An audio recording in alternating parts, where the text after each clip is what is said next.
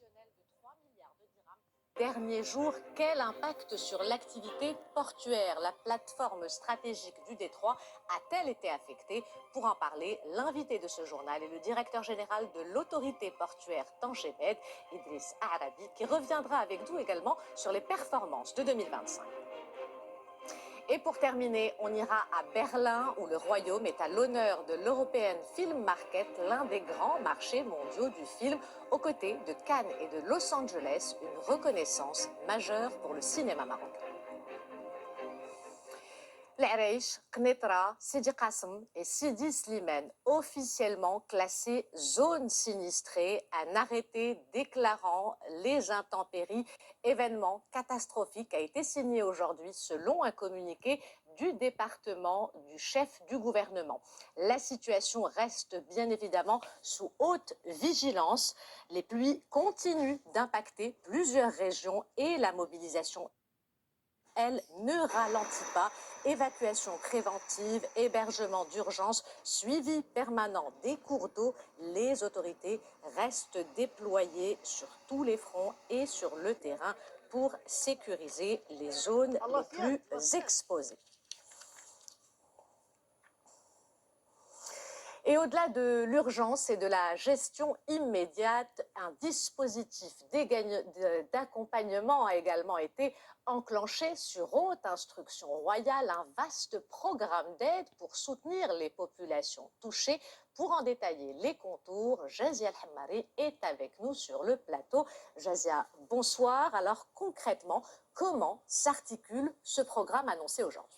Bonsoir Yahsen, et vous venez de le dire, sur haute instruction royale, le gouvernement déploie un vaste programme d'aide et de soutien en faveur des familles et des populations sinistrées et arrête les mesures réglementaires requises en pareilles circonstances. Dans le détail, ces intempéries ont été déclarées événements catastrophiques par le département de Aziz Akhnouch.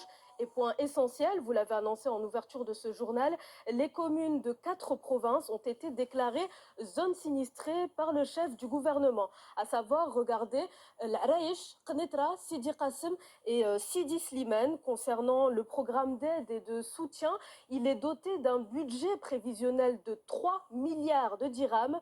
C'est un programme qui sera élaboré sur la base d'un diagnostic rigoureux et approfondi de la situation sur le terrain, mais aussi une évaluation précise des répercussions économiques et sociales de ces intempéries. Pour aller plus loin et mieux comprendre le projet, sachez qu'il s'articule autour de 4 axes. Vous le voyez derrière moi, d'abord des aides pour le relogement, la perte de revenus, la réhabilitation des logements et des petits commerces impactés, ainsi que pour la reconstruction des logements effondrés. Un montant global de 775 millions de dirhams est prévu à cet effet. Ensuite, des aides en nature et pour le renforcement des interventions d'urgence sur le terrain afin de répondre aux besoins essentiels et immédiats des populations.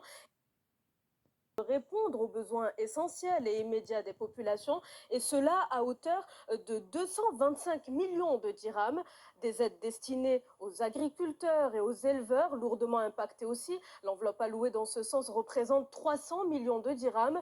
Et enfin, des investissements pour la réhabilitation des infrastructures routières et hydro-agricoles et pour la réhabilitation des réseaux de base s'élevant à 1,7 milliard de dirhams. Un vaste chantier donc. D'ailleurs, Sa Majesté le roi Mohammed VI a donné ses hautes instructions au gouvernement afin que ce programme soit exécuté avec exemplarité, célérité et sens des responsabilités pour que les citoyens des zones sinistrées puissent retrouver dans les meilleurs délais des conditions de vie normales. Il est important de rappeler que cette météo hors norme a tout de même provoqué l'inondation de plus de 110 000 hectares et poussé près de 188 000 personnes à se déplacer, selon les derniers chiffres. Et pour terminer, Ihsan, on ne le dira jamais assez, la vigilance et la prudence restent de mise jusqu'à l'amélioration de la situation et surtout l'émission de directives officielles. Merci